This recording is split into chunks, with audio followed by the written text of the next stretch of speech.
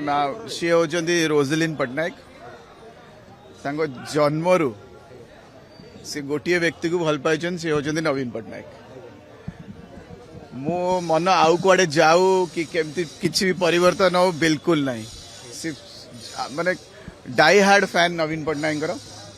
election result पर किछि नले 3 दिन खंडे से कांदी चंदी जे मु हारीगला मुझे कहेनि कि मु हारीगले किसी दुख ना से नवीन पट्टनायक स्थान हटिगले जो विजुअल्स एबे भी से मन दुख करती जब रेजिग्नेशन देले से जो दृश्य गुड़ा मन में बहुत दिन रहा बहुत कांदी यही बहुत युवक अच्छा जो मैंने बिना स्वार्थ से नवीन पट्टनायक को भल पाते तो सी गोटे डाइहार्ड फैन कही हेनी आगु को जदि आम महिला सशक्तिकरण करुचे विभिन्न सेंट्रल टीम भी विभिन्न काम करुच्ची महिला ऊपर